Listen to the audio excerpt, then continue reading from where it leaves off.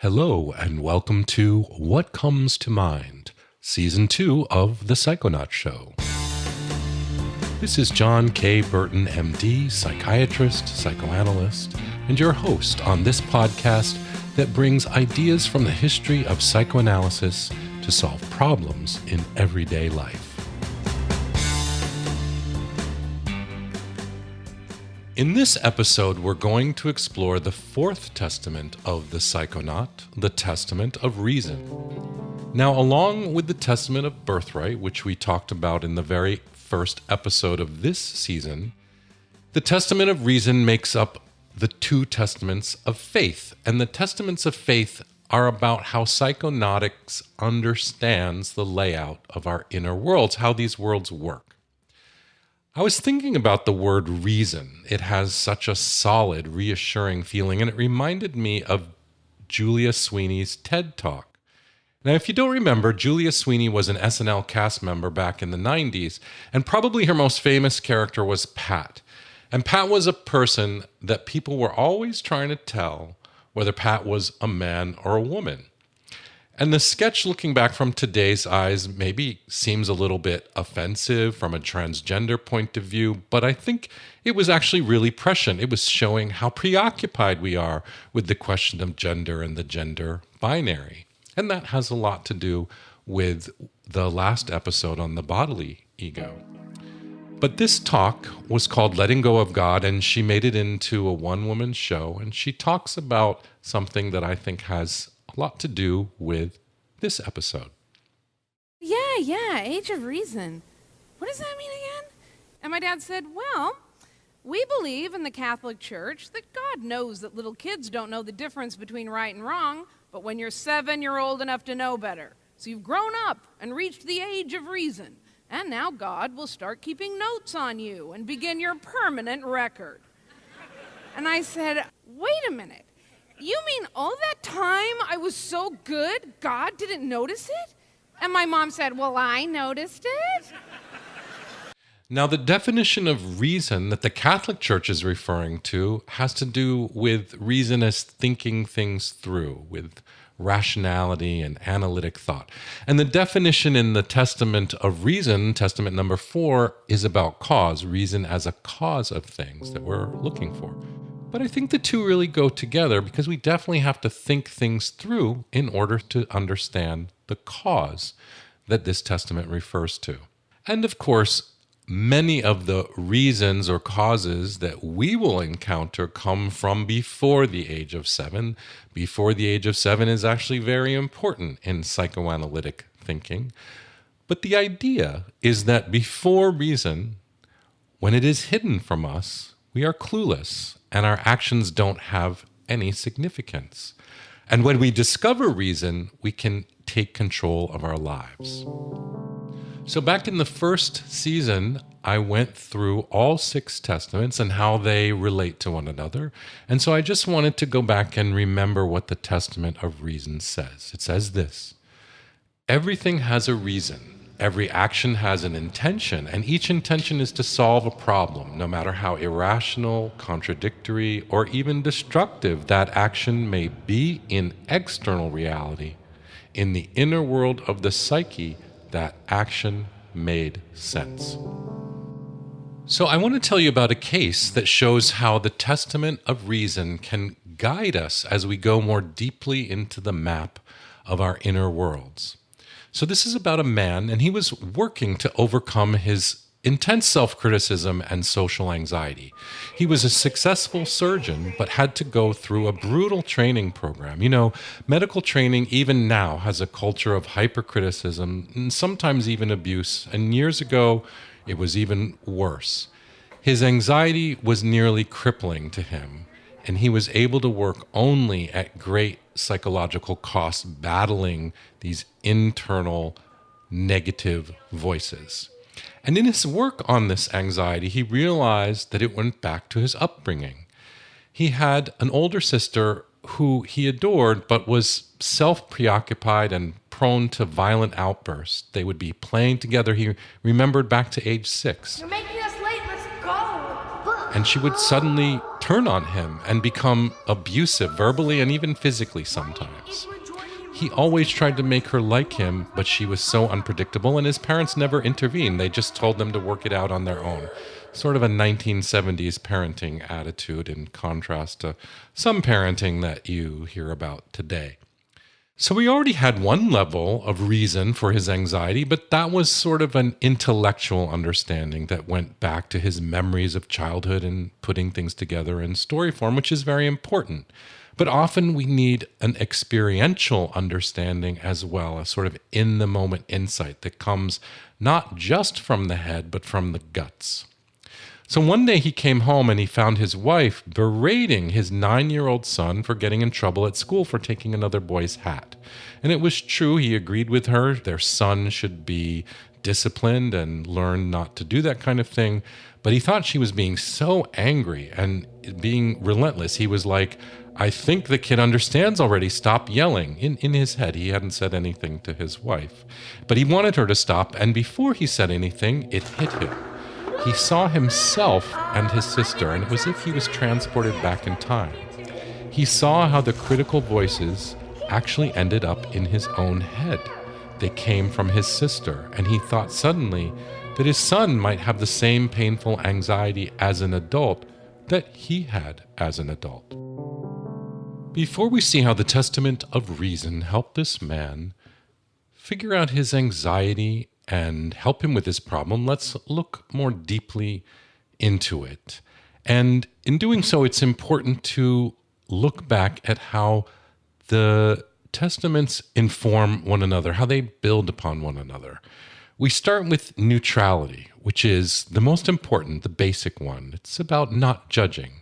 And in this case, this man was not judging his anxiety. He wasn't saying it's bad and I just have to get rid of it. Of course, he didn't want to have it. He wanted to relieve himself of it, but he needed to not judge it in the moment. And that led to testament number 2, the testament of active curiosity. So we could be curious about it. You remember there was an example of a man who kept missing an appointment, and he told himself that he was engaging in self-sabotage. And we learned that there's no such thing really as self-sabotage or self-destructive or even lazy. There may be such a thing, but they're just ways of describing, and they ask us to question more. It's not an answer to the problem in and of itself.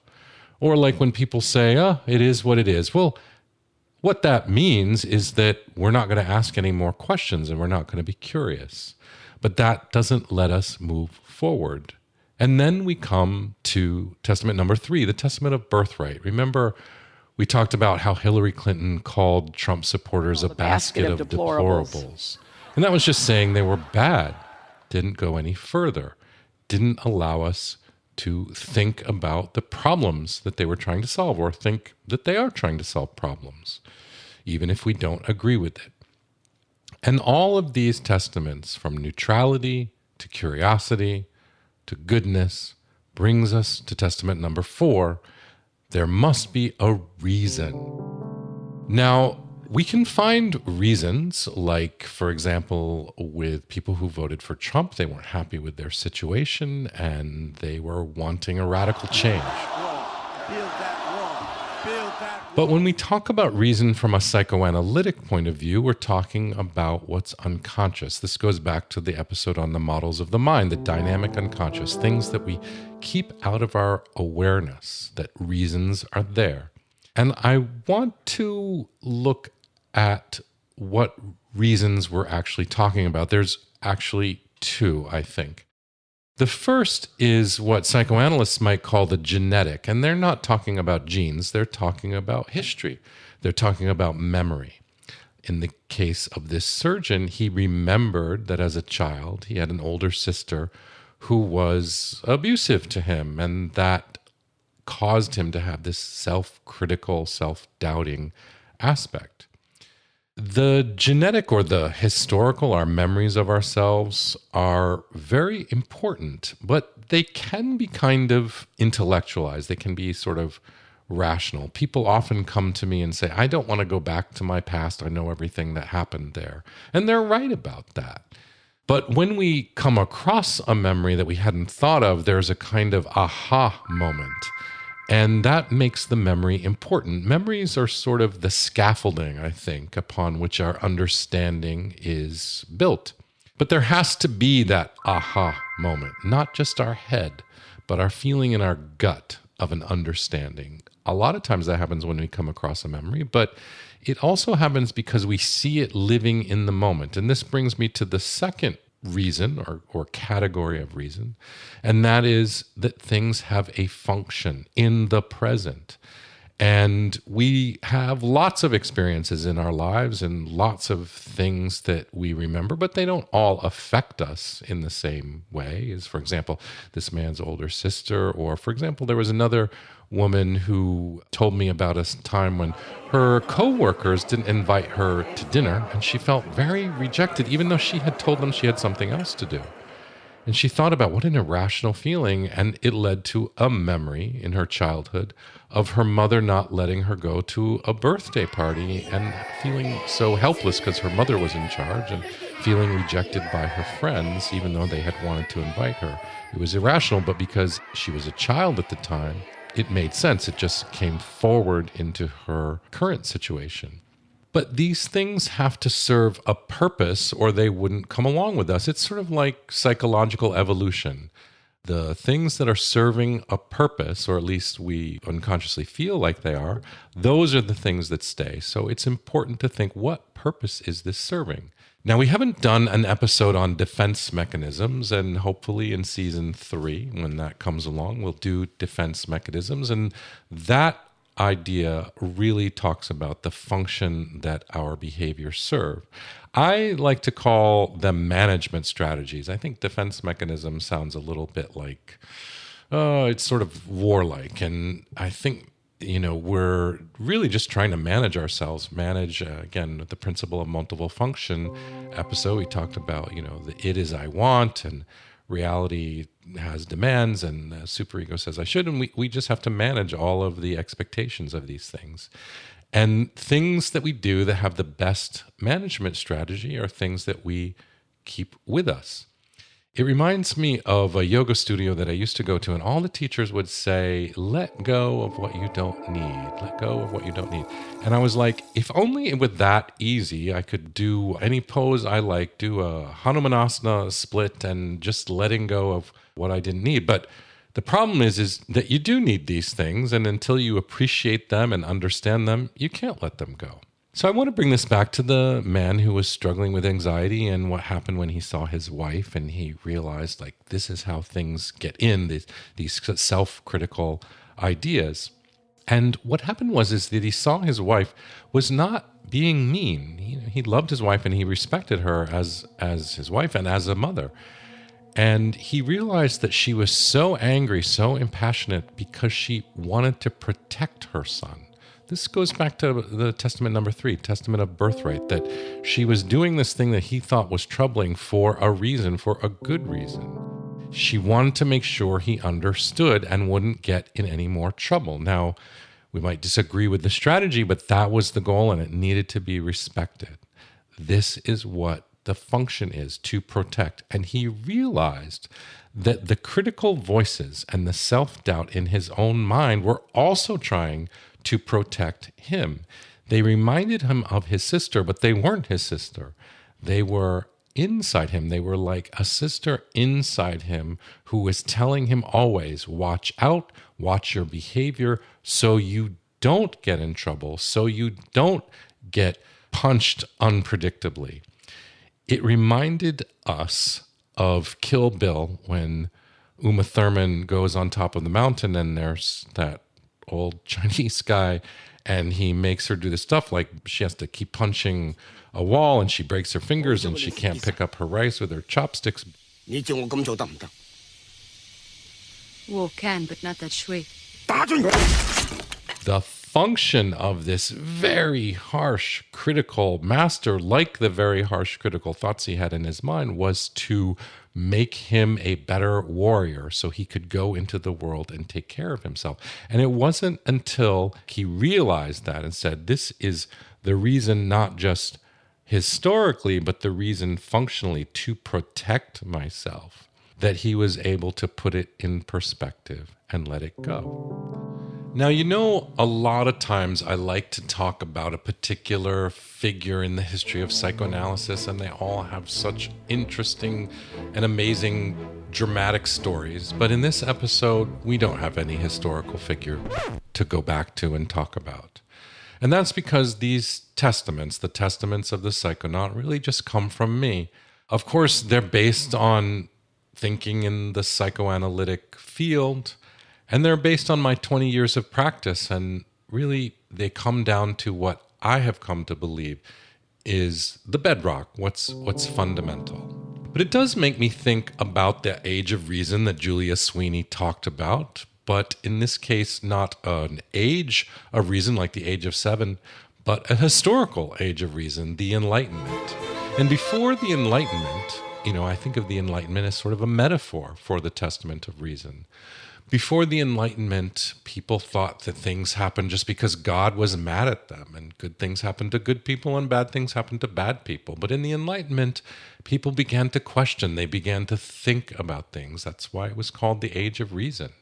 They began to think that there was a reason for things like the total eclipse. It wasn't the world coming to an end, or no reason for the plague, not because people had sinned, but leading to the scientific revolution that led to the theory of bacteria, Newton, and even the reason for gravity. And similarly today, there's a kind of pre-Enlightenment, I think, phenomenon where it's like if you have negative thinking and you're not happy, then it's because you're not being positive enough. The law of attraction. If good things aren't happening to you, it's because you're not concentrating on your affirmations.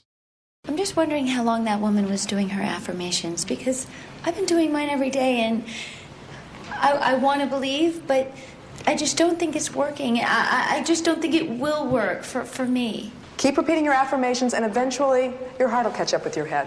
That's the thing, though. I believe that there was someone out there for me, and I met him, and we had a beautiful wedding. And then everything just fell apart. And I'm trying to put myself out there, but... Maybe you're not looking for love in a real way. Maybe you're not really trying. Maybe you're not really out there. Believe me, she's out there. That was from Sex and the City, and I have a colleague who actually says that everything that you need to know about life is in Sex and the City. But what's funny to me is that I knew a 14-year-old boy who very much said a similar thing to what Sarah Jessica Parker, as Carrie Bradshaw says in that clip. He also had social anxiety, and he spoke low and worried all the time that people would think he was weird. He was quite an accomplished songwriter, but he was afraid of publishing his music for fear of being humiliated. And he had a cognitive behavior therapist, which really is about looking at your thoughts and trying to change them. And she would tell them that he was catastrophizing. And he said to me, I never understood why that was supposed to be helpful. She told me I ought to identify my irrational thoughts, but I already knew they were irrational. And the thing about this is we can't always change just by working really hard. Psychoanalysis has a concept for this. It's called resistance. And sometimes resistance is unconscious, reasons we don't understand why we don't do things that would otherwise be good for us, like just change our thinking into positive thinking. When we come up with these blocks, when we say, I know I'm being irrational, but it's happening anyway, it's not something we should muscle through, but it's a moment to stop and reflect on what's going on. An old psychoanalytic supervisor of mine said it's sort of the jujitsu approach. You don't push against it, you let it go and use its power to take you where you need to go. And the Testament of Reason, I think, is what psychoanalysis uniquely has to offer in our attempts, all of us as humans, and all of these different kinds of things of Buddhist philosophy, and positive psychology too has a place, and meditation as a practice of calm or mindfulness-based stress reduction, and cognitive behavioral psychology too. They work. They've been shown to be helpful. They're all tools depending on what we need. But what psychoanalysis has to offer is the idea that sometimes the reason for why we are doing something is in our unconscious, and we need to pay attention to it. It might appear contradictory, or really more accurately paradoxical, like that jujitsu approach to engage with our negative thoughts, the ideas that will just, make them worse. But actually, sometimes we need to step back, not tell ourselves we're being irrational, and look into this and say it's happening for a reason. Because in the end, it's what works is what makes a difference and is important. And sometimes what works is looking for the reason for these problems that we have. I want to tell you about another situation where the testament of reason can be helpful. And this example really shows how reason is ultimately about finding meaning. And it has to do with substance abuse. I want to be clear that understanding the reasons, either reasons behind behaviors or even unconscious reasons, doesn't substitute for other treatments, especially for addiction. It really isn't enough most of the time. Sometimes a person can understand the reason why they are abusing a substance, and that helps them to break the pattern of addiction. But the thing with substances is, unlike other problematic behaviors like anxiety or procrastination, they're real things that go into our bodies and really change us physically. They change our brains. They change the way that we can even execute the testaments and think about them. So we really do need to have other treatments. But I want to say this in contrast to people who say that understanding the reason for an addiction is just an excuse. But really, truly appreciating the meaning behind even our most self-destructive behaviors can be helpful. So I want to give you the example of a 16-year-old girl who started smoking cigarettes. Now, this girl was not a rebellious kid at all. She's quite a good student. She took care of her health, and she knew very well that smoking was not good. And even as she would light up her cigarettes, she would know, this is not something I really have a value in or want to be doing, but I just feel so pulled to it. And in particular, she knew that her parents would not be happy. And even though she was in total agreement with them that smoking was bad, she was doing it anyway. Now, this girl was a second-generation Eastern European immigrant, meaning her grandparents had immigrated here from Eastern Europe, and she had a very close connection with her grandparents. She loved them, particularly her grandfather, who would tell her stories that she loved to listen to as a child. And even though it was a difficult life, she had a romantic notion of this connection that her parents really had not encouraged and even discouraged. They themselves were very Americanized and did not speak the language of the old country, and really discouraged any connection to that culture. And smoking felt to her, as she thought about it, like a connection to her ancestors. And she remembered a photo that she had seen of her grandfather with some other men sitting on stoops, and they all had cigarettes. And she realized when she would light up a cigarette that she would feel transported back in a connection to them that she missed and she had lacked. And this helped her to think about her smoking and think about giving it up.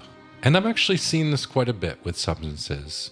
Another woman who was the daughter of a bona fide rock star, but felt envious of her father and also felt like he didn't kind of include her in his sort of fabulous life in the 60s and 70s, was addicted to marijuana. She really used it a lot and had become quite socially isolated as a result, would have a whole ritual at her apartment at home after work and would kind of light up and sort of disappear from the world. But in her mind, she wasn't disappearing from the world.